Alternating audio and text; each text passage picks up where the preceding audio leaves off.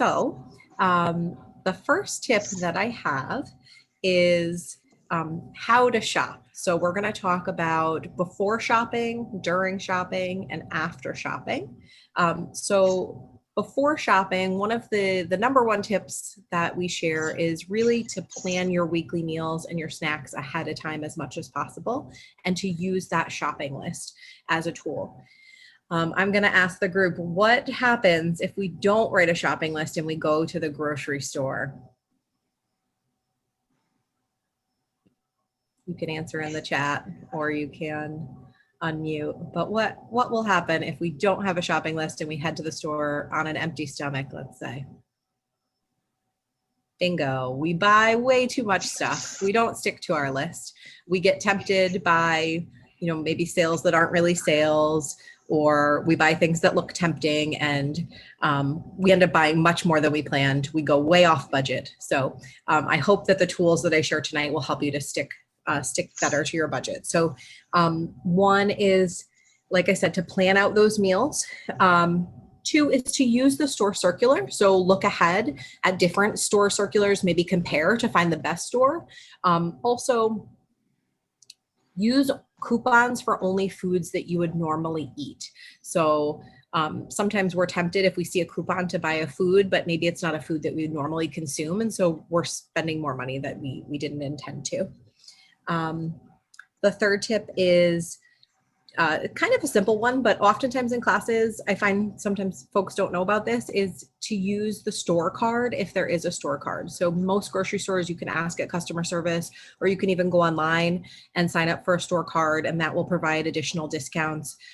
Most stores are also offering digital coupons, and so you can add those coupons to your either your phone, depending on the company, or your card before you even shop. And many times those coupons can even be added for foods if they're being delivered to your home. So that can be a really great tool to save money. I will just point out, I have this lovely poster behind me, but tonight's presentation is funded through SNAP-Ed, which is the Supplemental Nutrition Assistance Program Education.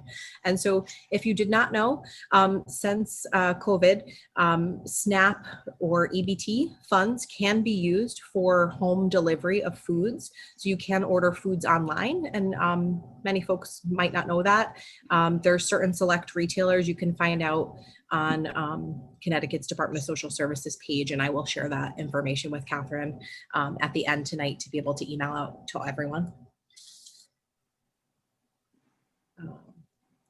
And so hopefully those are some good before shopping tips.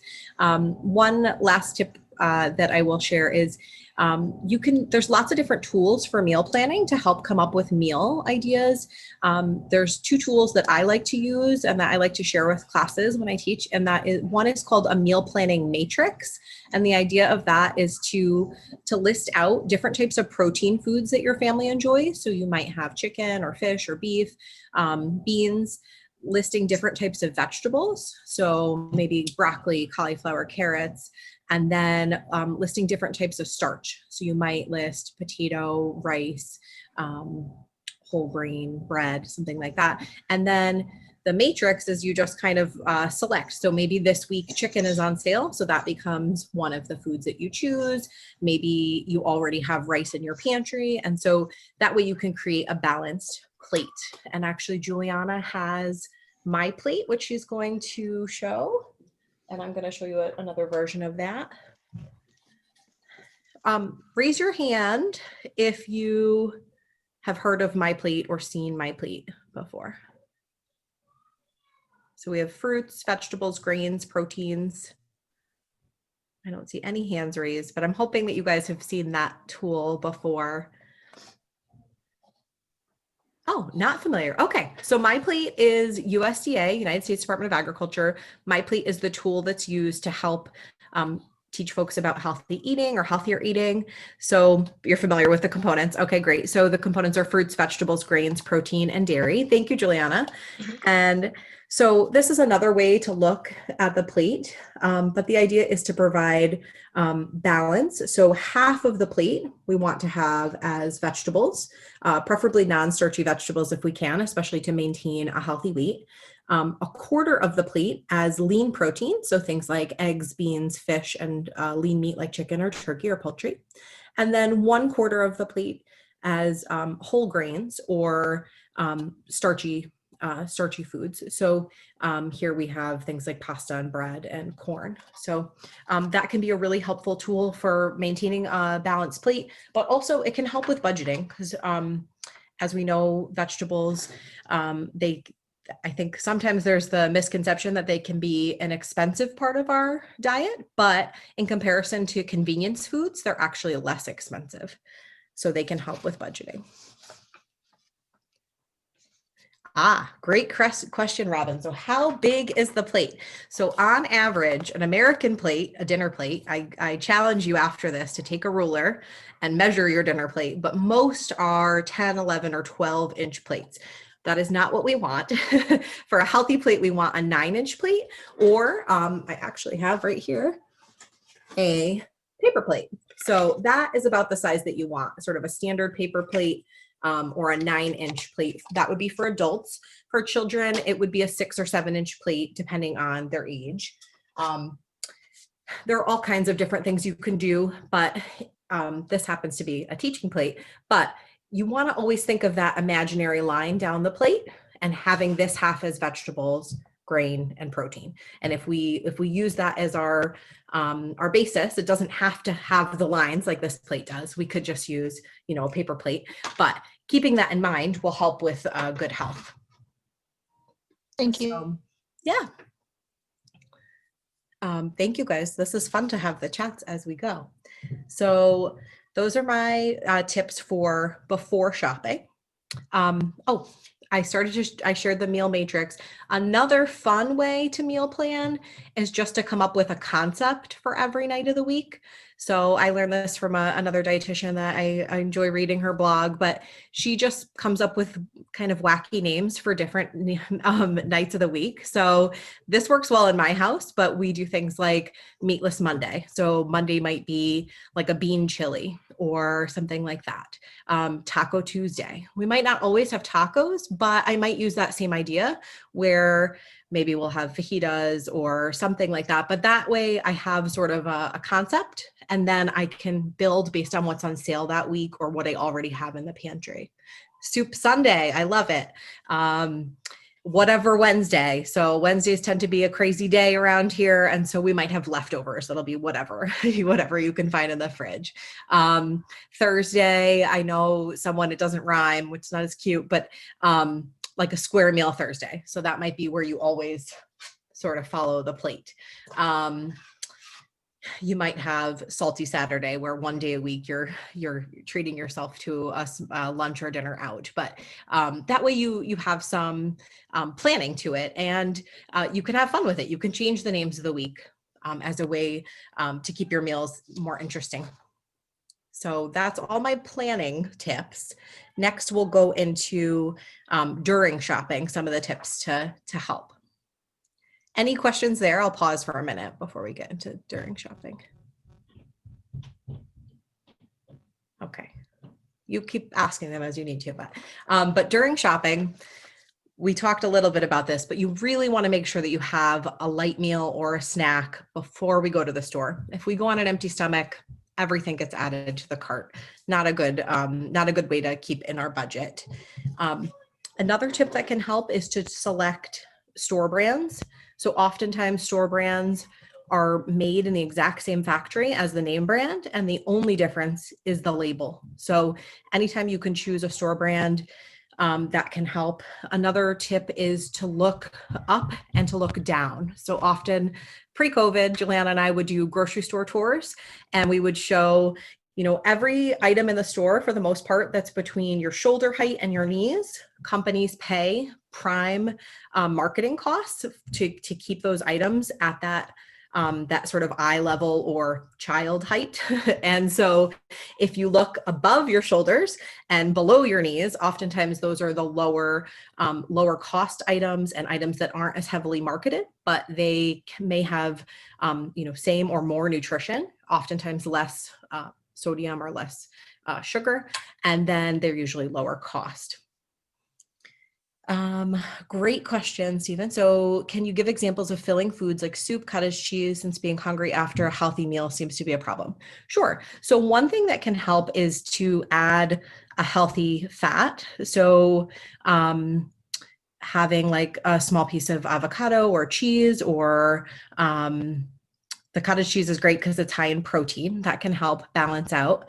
Also whole grains, so higher fiber. So if we made a soup with white rice, it might not be as filling as if we made a soup with, say, bulgur wheat, or like a brown rice, or another high fiber grain that you could add to that, or whole grain pasta. Greek yogurt, yes, thank you, Juliana. That would be high in protein, so that could help as well. And I didn't show, but Juliana did. In addition to this plate is having a dairy. So if you had that yogurt with your meal, that might be another way to fill up. But great question. Another thing would be to prepare the meal with a healthy fat like olive oil, or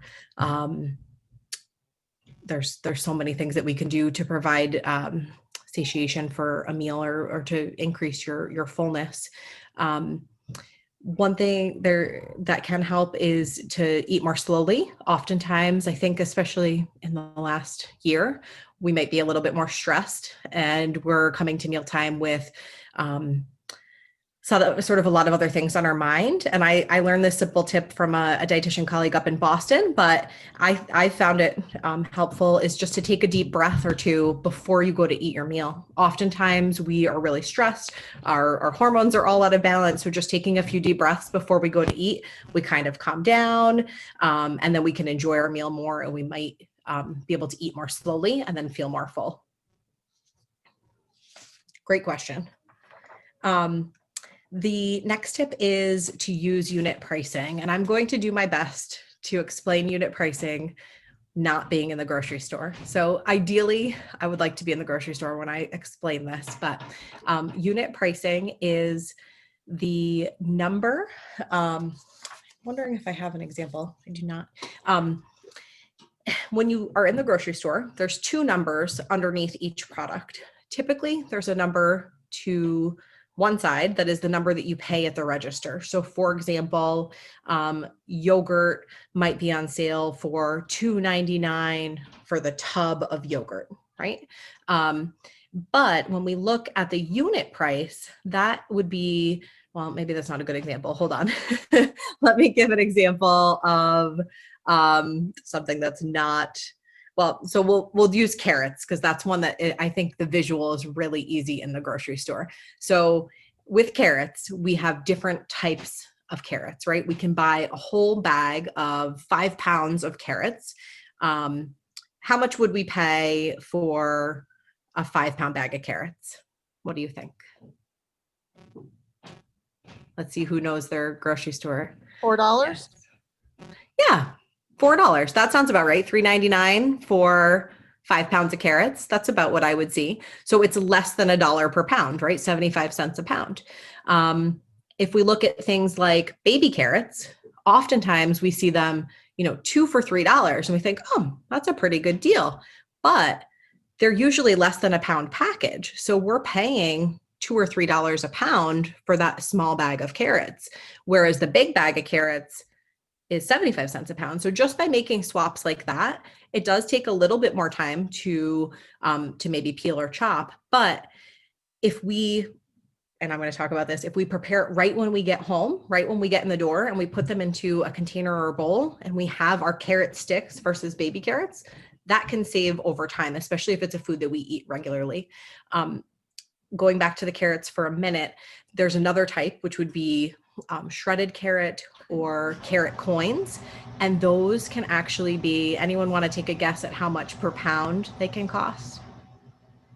Oh, I see that someone, thank you, Juliana, you wrote shredded. So any guesses? Sometimes those can be $3 or $4 a pound because they're processed, right? They're a convenience food. And so you're paying a lot more. Other things, bagged lettuce, same thing. If we, take the time to wash and chop the lettuce ourselves, oftentimes we can save, 5 times the amount of money versus washed and pre-cut.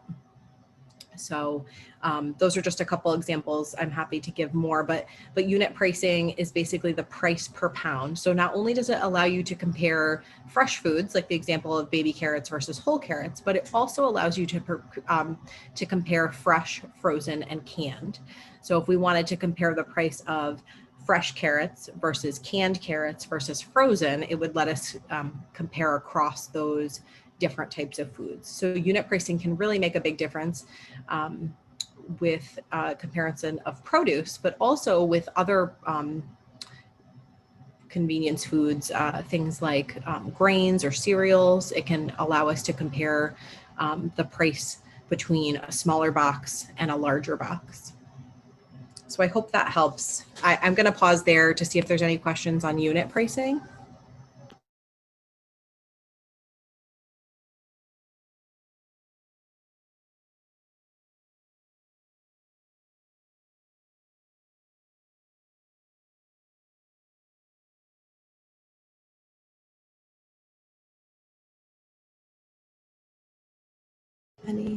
Okay, I don't see any questions, so we'll keep going. And I have a 3-year-old visitor, so I apologize. I'm trying to tell her to make her way out of the room, but so is working from home. Okay, so those are my tips for during shopping. The next set would be after shopping. So I touched on this a little bit, but after shopping, one thing that can really help is to prepare some of the foods that you come home from the store with. So if you, for example, come home with that 5-pound bag of carrots, washing it, maybe peeling a few and putting them into a clear container and moving them to a spot in the fridge where you will see them. So oftentimes when I teach this class, I say, how many of you are guilty of, a head of broccoli got left in the back of the fridge in the drawer and it went bad and we didn't use it in time. And so if we plan our meals out, that can be a way that we already have a plan for that item. So we're not buying anything that we don't have a plan for. So that can prevent waste. Good point, Chris. So sometimes if you wash vegetables before use, it can limit the shelf life. Yes, so certainly it depends on the vegetable. Greens and things like that, salad, we don't want to wash that ahead of time. We want to wash it right as we're using it. Otherwise it can affect its quality. Same thing with things like fresh berries. We only want to wash those right before we need them. But other vegetables, things like carrots and celery, even peppers, they are pretty hardy and they will usually last 3 or 4 days in the fridge, maybe even longer, depending on the type. Things like carrots and celery, you can also leave in water and that will help extend their shelf life and their crispness. But the other thing we can do is if we buy some of those items in bulk, things like carrots or onions or potatoes, when they're on sale, maybe not potatoes, but carrots and onions, we can freeze those to save. So for example, if you bought a large bag of onions, if you know you're going to use a few for the week, but you're not going to use all of them, dicing them and then storing them on a baking. So you would dice them, wash and dice, and then store on a baking sheet and freeze them flat on a baking sheet. And then just freeze them overnight. And then you can pour them, once they're frozen, you can pour them into a Ziploc bag. And then you would have frozen diced onions that you could later add to another soup or stew or scrambled eggs. And they would already be ready to go. And then that way you wouldn't be wasting the items if you weren't using them right away. Let's see. Good questions, guys. Good question, Robin. I see. Do you feel canned vegetables have nutritional value? So yes, I do. And I think, so the science and the research shows that canned, fresh, and frozen have the same nutrition. It really just depends on what type you purchase. So I actually have these here and I'm glad you asked that question because I would have forgotten to talk about this. But so one thing we really want to look for is for it to say no salt added on the canned item. So this is, for example, would be beans. certain grocery stores have different ways of showing the or pointing out if it has salt or no salt. So for example, this is another canned item, and I can't show the store, otherwise I would, but certain stores will have a red ring around the top, and then some for no sodium will have a blue ring around the top. So that's something to look for as a quick way, but the difference is remarkable. So this can of no salt added has 25 milligrams of sodium per serving. There's 4 servings in the can. So that's 100 milligrams of sodium in the whole can. This can of beans is the red ring. So it has salt. It is not no salt added. And this one has 360 milligrams per serving. And again, there's about 4 servings. So we're talking 1,200 milligrams versus 100. So 12 times the amount. So that can be a great way to reduce your sodium, but also in the case of canned beans, maybe not, because dry beans are usually least expensive, but they're convenient. So I think for budgeting purposes, having both on hand, right? We'd have dry beans in the house, but we'd also have some canned beans. Sometimes emergencies happen, right? We have a meal plan in place. We have good intentions of making a certain meal, but life happens. And in those cases, we might want to have some canned beans on hand or canned items as a substitute. Heather? Mm-hmm. Chris is asking also, sometimes unit pricing is not listed in pounds and in different measurements. Definitely. Yes. Thank you for pointing that out. So certainly. So unit pricing depends on the unit. So the unit can vary. Sometimes it's pounds, sometimes it's quarts. If you're comparing liquid, it can be all different types of units, but it does let you compare from one type to another. Yeah. Oh, even for a similar item. So typically it should have the same unit, but certain grocery stores I have seen that their unit pricing is not as friendly as other stores. So I have seen on a tour before that something just didn't make sense. Like it was, $600 per pound. I'm like, no, that doesn't work. So you can also look up the unit price. You could use the flyer to figure out the unit price for certain items as well. I'm saying for somebody, let's be honest, it's usually for junk like candy. Well, hopefully that's not on our shopping list, but if it were, I guess you could use a unit price to compare more fast food or convenience foods. Okay, so one thing, when it does come to freezing or buying things in bulk, one thing that can or that is important to do is to divide the items into smaller portions. So say for instance, a different type, like for example, a meat or fish is on sale and you want to buy it in bulk, and then you could divide into smaller portions, maybe store it in a freezer bag. One thing that's important is to make sure that you date the freezer bag. I don't have one here, and I wish I could show you my freezer if I didn't have 3 children running around. But one thing that you could do is store all your freezer items flat. I actually freeze them kind of like a book on a baking sheet. And then that way you can stack them neatly in the freezer. And so if you need, ground turkey, you can very easily pick up your, book to see what date is the oldest, because you'd want to use that first. That way nothing spoils. So that can be a good tip too. And we just have a couple more tips on the best buys for cost and nutrition by food group. So we'll take some time to go through those. Any more questions? I'll just pause. I don't want to go too fast.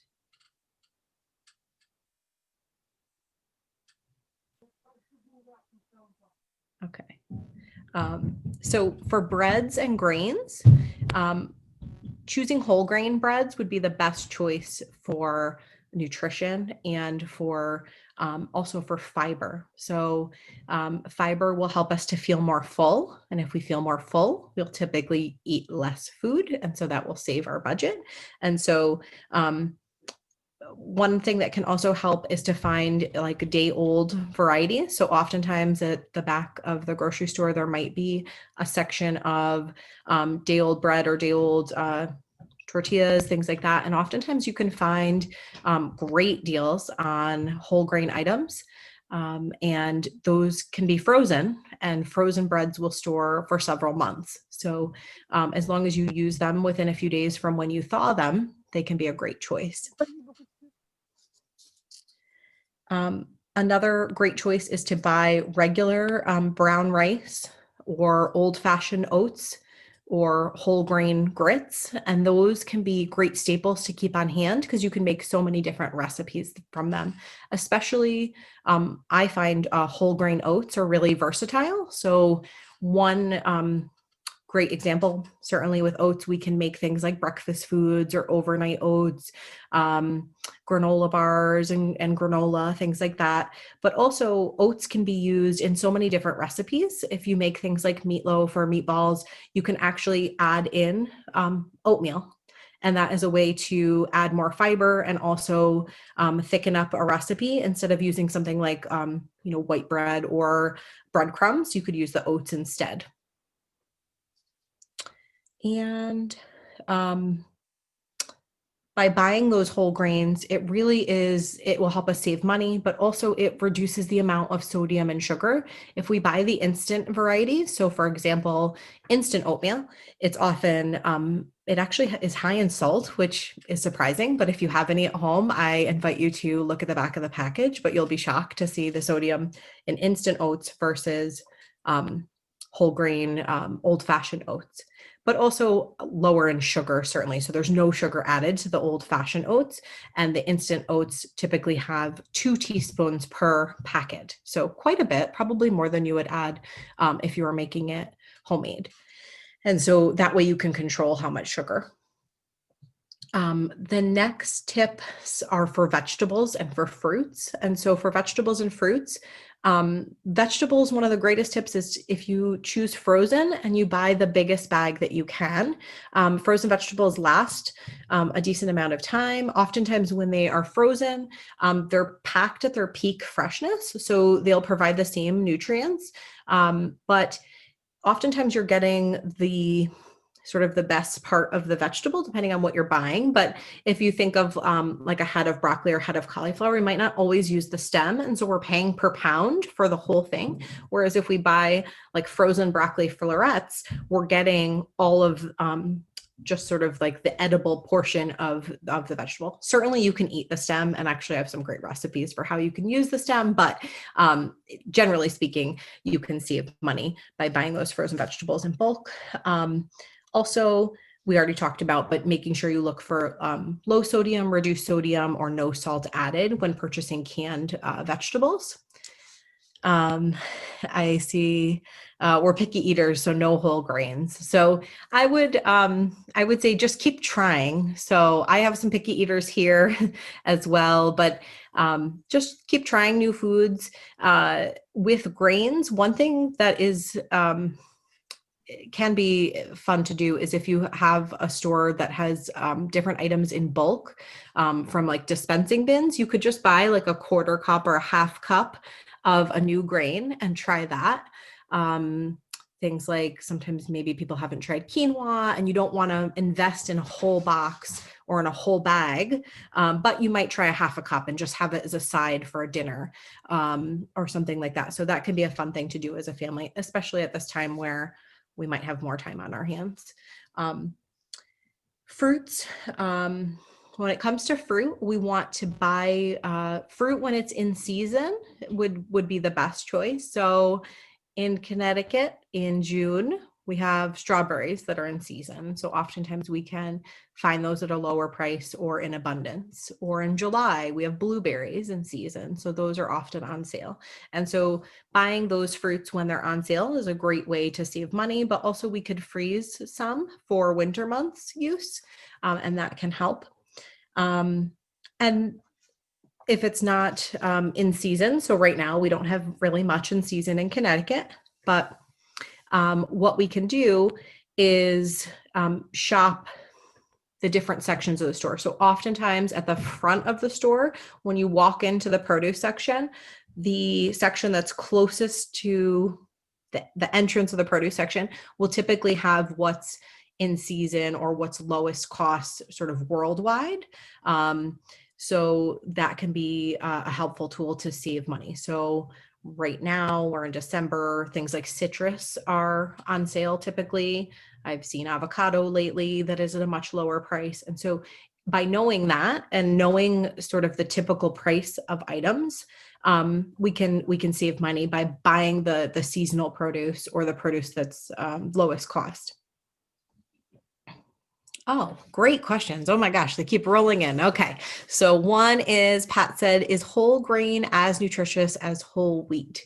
So they are one and the same, but you want to make sure that the first ingredient on the nutrition facts label. So if you spin, I don't have bread here, but I'm going to show you.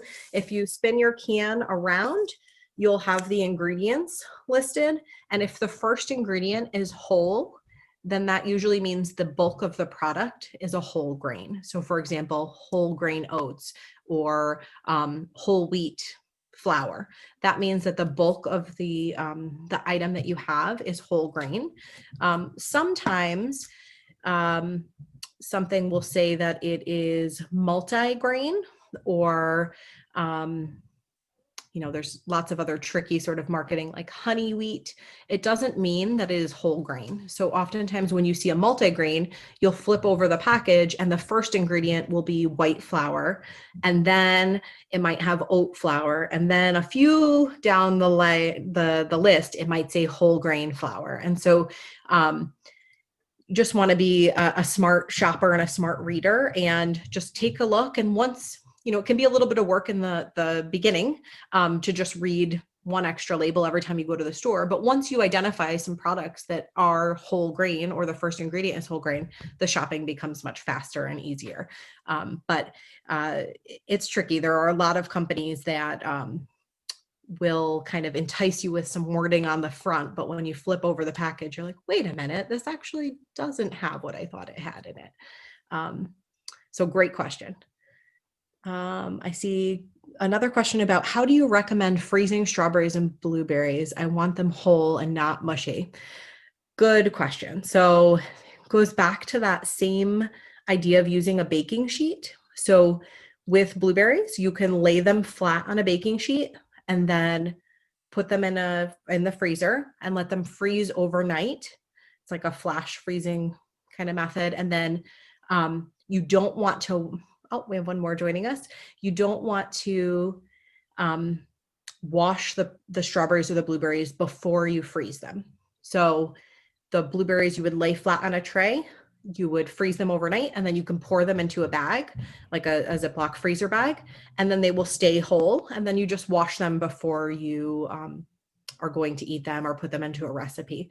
Frozen berries, typically they're not going to taste like a fresh exactly. The consistency will be a little bit mushier or softer because of the enzymes that are at work, but they can be incorporated into recipes. So frozen strawberries are, wonderful if you put them into like a yogurt or another dish like that. And then frozen blueberries can be added into pancakes or waffles or yogurts, things like that. And they hold up pretty well. So, and smoothies, definitely smoothies. Good job. Thanks, Juliana. Good question though. Let's see. Moving on, we're going to go into dairy. So some tips for saving money and getting the best buy for cost and nutrition in dairy foods. So for those, you want to look for a low fat option for things like milk and yogurt and cheese. And if you are able to, buying the largest size that you can before it will spoil. So for example, with yogurts, oftentimes we might purchase the convenience yogurts or the smaller yogurts, but they're the most expensive. So if we can buy a larger tub of yogurt, it's significantly less expensive, and we can do more with it. So for example, like a low-fat plain yogurt, we can use that as a breakfast food. We might be able to use it as snack food. We could use it in a recipe and baking. We might be able to use it as a topping. Plain yogurt can substitute sour cream, so we could use it on a taco or something like that. So it's a little more versatile, and it'll be more budget friendly in the long run. Can also use it in smoothies. That one works too. And the other tip here is just to use ultra pasteurized milk. You can find it on store shelves, and that has a longer expiration date and it won't spoil as fast. And let's see, we're 7:10. We're doing good. We're doing well. Okay, so the next section is meat and beans, and talking about the protein foods. And so dried beans and peas, I don't think they get enough credit, but they are a wonderful food for your diet. It's recommended based on USDA My Plate that we get at least 3 cups of beans per week, and that would be cooked beans, so not 3 cups of dry beans, but beans or lentils. There's so many different recipes, and there's so many different things that you can do with beans as a way to really stretch your budget. So one example is to use beans in a taco recipe or in a chili recipe as a way to stretch the meat. So meat is often the most expensive part of our budget. So things like ground meats, they can be costly. And so if we substitute half for beans, if they're tolerated by our family, sometimes they're not always, but you know, and it doesn't have to be all at once. So, you know, trying maybe a quarter of the recipe you substitute with beans. And then as your family gets used to the taste and texture, maybe you increase the amount. Also things like lentils. Lentils are a wonderful one. Red lentils, they're soft, they're high in fiber, but they're soft. So you can actually mix them into things like taco meat or chilies, and you don't really even taste them, but they're much more filling and they provide more nutrition. So that can be just a simple trick. The also great thing about dried beans and peas, they last over a year. They can stay fresh for a very long time, and they're usually very low cost. So $1 or $2 per bag, and they make, you know, quite a bit of food. And another tip for meats would be to choose canned meats. So things like canned tuna or canned chicken, those can be really convenient and easy. Even canned salmon can make great like salmon patties and things like that. And they can be things that can be whipped up pretty quickly or prepared very quickly in the kitchen, but also pack a lot of nutrition. And I think that's it. Let's see if we have more questions. Nope. Okay, so that was all the tips I had for best buys for cost and nutrition up to this point. And just gonna check my notes and see if we covered all the topics. So, and then I left some time to talk about local resources as well. So Carolyn, okay, are canned meats considered processed meats or higher in sodium? So yes, canned meats would be higher in sodium. So things like canned tuna, as opposed to fresh fish, certainly it will be higher in sodium. But I think we can always have a balance. So we probably are not buying and eating fresh fish every day of the week, unless we live a little closer to the ocean. And so substituting, you know, sometimes having canned tuna would be fine. But we want that balance. So maybe, you know, if we're having canned tuna with a meal, we're having it over a salad, as opposed to having, you know, canned tuna sandwich on bread that has sodium with a cup of soup that also has sodium, you know, with say stew for dinner where it could be high in salt. So just thinking about that balance on our plate. And again, always, you know, always going back to this. So if we had canned tuna as our protein, maybe we would have one slice of whole grain, make a half a sandwich, and the other half of the plate would be, you know, cut up vegetables or a salad, something like that. So we always have that, that balance. And so another good question is, what do you think of like big box stores or buying in bulk? Great question. So I think it depends on your family size for sure. I definitely think there are some items that can be purchased in bulk that make sense from a box store. So for example, dried beans or oats, those are very inexpensive at box stores, and you can buy a large quantity that will probably last your family for the whole year for a low cost. So those can be a good choice. Another example would be so things like oats or nut butter, those can be a lower cost at a box store. You do have to weigh the fact, will your family eat the amount that you're purchasing? So sometimes we get really excited. We walk into a box store, we're like, oh, I need this, I need this, I need this. And then we buy a lot more, or our budget is just kind of blown. We've spent way more than we meant to. So one thing that can help is maybe shopping with a friend that has the box store card. So that way, to offset the cost, or a family member that can help. And definitely writing a list and sticking to the list, because box stores know that you are going to buy things that you didn't mean to buy while you're there. And that's how they stay, in business so well. So definitely sticking with your list if you want to stay on budget. Good question. So let's see, is the soy added in products considered ultra processed, which we want to avoid? How about tofu? Is it considered ultra processed? Good question. So complicated answer, but yes. So some of the soy products are very processed. Some of the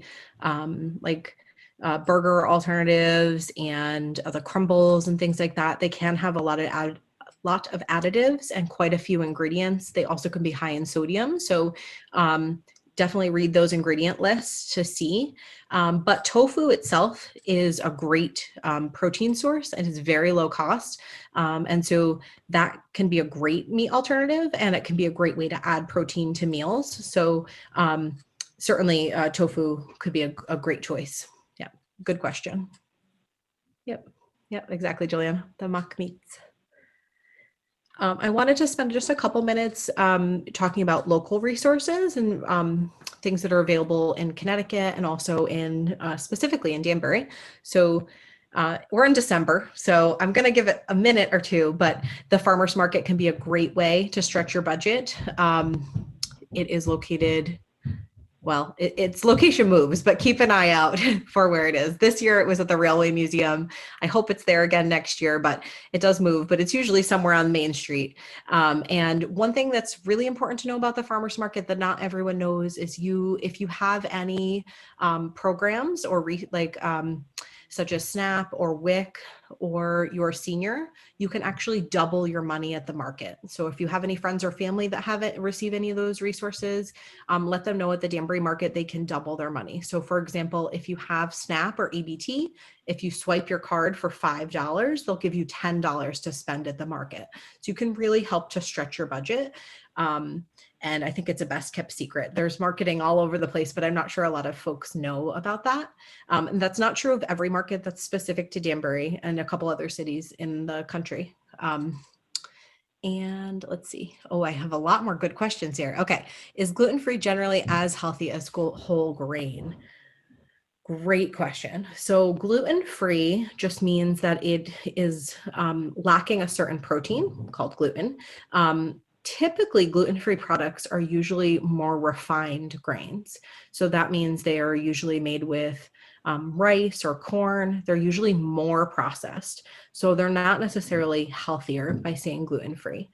Again, you have to read the ingredient label and read the box, but typically gluten-free is specific for someone that has gluten intolerance or a specific disease such as celiac, where they cannot tolerate gluten. And in that case, the items are usually lower in fiber so that they're better tolerated by the folks that might have that intolerance. So definitely read your labels, look for the amount of fiber and compare, but typically whole grain items will be higher in fiber and therefore more nutritious, more filling than the gluten-free alternative. And then since foods come in from all over the country and hot parts of the world, how do we know what is in season? Great question. So that is a really good question. So in Connecticut, we have, if we want to know what's in season in Connecticut, Maybe Juliana could look it up the link, or I can in a minute, but there is the Department of Agriculture. They actually have a seasonal produce chart, and they show what's in season when in Connecticut. So that's how I know that strawberries are in season in June and blueberries in July and so on. So you can check there.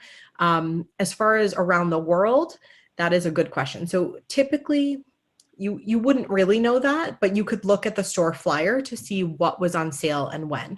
So for example, like I mentioned, in December, citrus will typically be on sale because of the lower hemisphere of the world. It's usually warmer, and places like Florida are shipping their produce north, and it's usually less expensive this time of year. Not sure how I know that tidbit or that fact, but usually you can see in the store ads, you'll see all of a sudden, clementines and grapefruit and oranges, all of a sudden the price drops significantly. And so that indicates that they'd be in season, and that would be a better purchase or a better buy right now. Good question. Some other resources that are local that are really important to know, especially right now during COVID, with so many folks that have decreased income or have lost their jobs. One important program to know about is the school lunch and school breakfast program. So right now they're actually following what they call like their seamless summer, which means there are no restrictions. So any child under the age of 18 in Connecticut, no matter what city or town that you live in, you can pick up free meals at your school. So you can look for Danbury. You can go on the Danbury Public School website and see. I just shared with Catherine a few minutes ago that they actually just announced last Monday that they now have morning pickup, midday pickup, and evening pickup. It does not have to be, the child does not have to be present. It can just be a parent or a caregiver or a grandparent, someone that can pick up the meal. And there's no questions asked, no ideas asked for, and you're picking up USDA approved meals. So they contain a fruit, a vegetable, whole grain, protein, and dairy. And so that can be a great way to stretch your budget, especially if you're able to pick up 5 breakfast and 5 lunch. That can be 10 additional meals that are no longer part of your food budget. Oh, thank you. Thanks, Juliana, for sharing that link. So that is that the calendar, the seasonal calendar? Oh, you're on mute. It is it's a link from Yukon Extension where it's showing the season, the crop calendar for Connecticut. Oh, excellent. Thank you, Juliana, for sharing. It was posted in 2016, but that season, like the calendar doesn't change. Yep, it's the excellent. First entry, like it's the first link or news. Okay, thank you for sharing that. So that can be a great resource for knowing what crops are in season when in Connecticut, and that can be a great tool to use especially in the growing season, or in the months between May and October, when most farmers markets and farms in Connecticut are open. So for Danbury Public Schools, for meals, going back to that for a moment, you can find the information on their website, but that can be a great resource. And like I said, if there's another school system or another part of the state that you're in, check with that school system, but those meals are free, no questions asked. It can be a great way, even for families, just to play catch up, right? We might be behind on a few bills. And so by picking up those breakfast and lunch, maybe it can offset some other costs to be able to save and pay other bills. And Juliana and I shared recently in another program we were doing, but some of the families said, well, my kids don't really like the meal. They don't want it. I said, well, you can always repurpose it. If you receive baby carrots, you can chop them up and put them in a soup. If you get a sandwich that you don't like, you can turn it into a grilled cheese. So there's other things that you can do with the items in the meal. You can be creative and recreate them to make foods that your family does enjoy. Another great resource is SNAP. So the SNAP program, or EBT program, is available through Connecticut Department of Social Services. There's an organization called End Hunger Connecticut, and they can help guide you through the process. It's a 22-page application, so it can be a bit overwhelming, but End Hunger Connecticut is an anti-hunger organization in Connecticut, and they can help guide families through if they need assistance for knowing if they'd be eligible for the program, but also how much they might receive each month. So that can be another resource. And then the last resource I can share before we'll go for questions is there are mobile food pantries in Connecticut, and that can be a helpful tool for families that really need extra food or emergency food, especially in this month of December. We have a lot of extra costs possibly with the holidays. And so Connecticut Food Bank, which is the food bank that services Fairfield County, they have a mobile food pantry schedule. And so they have it's basically a large truck that is full of produce and other fresh items, and they deliver food to different areas of the state. They come to Danbury, Bethel, New Milford, and Ridgefield different weeks of the month, and there's a schedule that's online, and there's no question asked. All of the programs right now are curbside or drive-through, so anyone can drive through. You pop your trunk and they put a box of food in your car, and so that can be another way to stretch your budget during this month.